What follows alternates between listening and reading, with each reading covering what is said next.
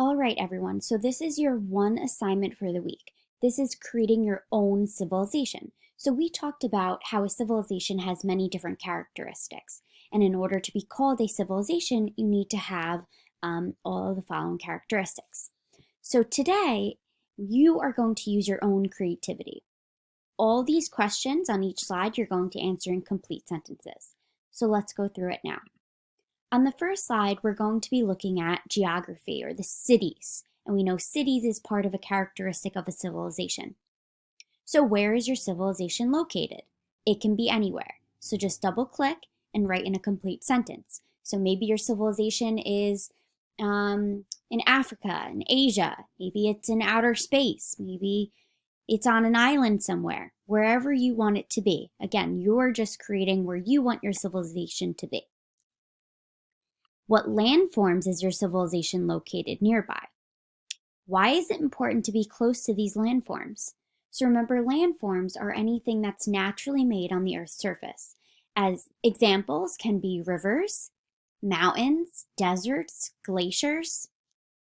All of those are landforms. What is the name of a major city in your civilization? Again, you can create your own city name, whatever you want to name it. And then insert a picture of what your civilization looks like. So this can be drawn or found online.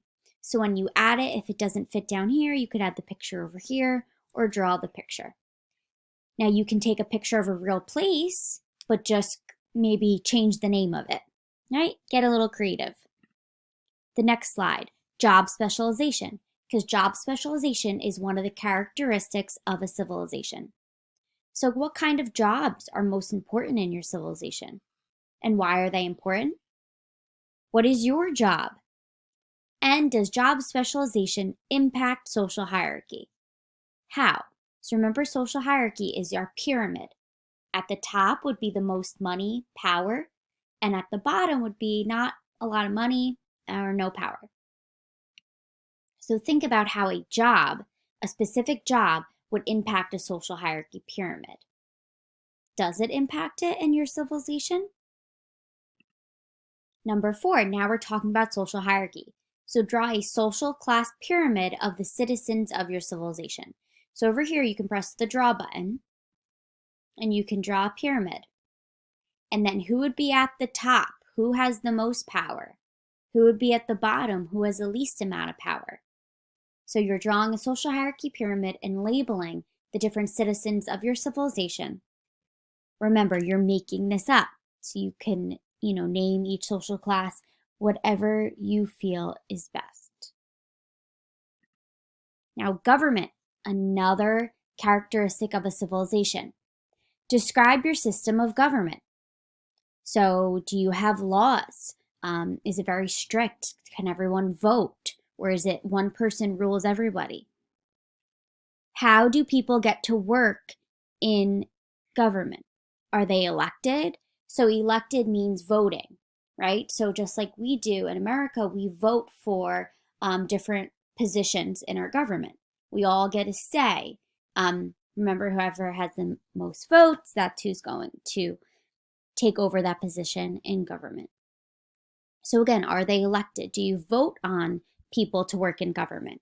Or do they just, thinking of a king and queen, the next of kin. So their son will then take over as king, right? So it would just be in family lines. Or is it just, someone was born into that position and they just stay it forever and ever and ever? I don't know. You get to make this up. And I'm excited to see what you come up with. Now, who makes laws? So do the citizens, do certain people in government, does the ruler, whatever it may be, and who enforces the laws.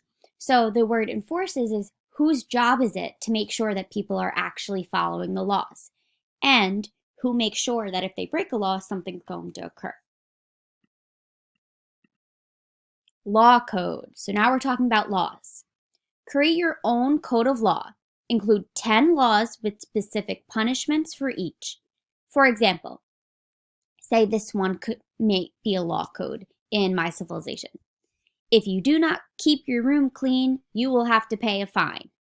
meaning you will have to pay money. So what you're going to do is double click and type out 10 law codes with a punishment. So as you can see here, this is a code and a punishment attached to it. Then, do you consider your law code harsh or fair? And how does your law code create order and stability? So thinking to today's society, we have laws for a purpose. We don't just have laws for no reason. That purpose behind those laws is to keep everybody safe, right? So I can't, if the speed limit is 65, I can't go 100 miles an hour down the highway or down a side road. And that is because they're trying to keep me safe and everybody else on the road safe. The road is not safe to go that speed limit. What if I go around a turn, whatever it may be? Laws are in place for a reason. And then the last one is language. So we know that language is a part of a civilization. Now again, each of these slides, the orange titles, shows you and reviews the different characteristics of a civilization, meaning what makes up a civilization. So what language is used in your civilization, and include an image or drawing of what your alphabet would look like. Now, we will be having our test either this coming week, next week, depending on which cohort you are.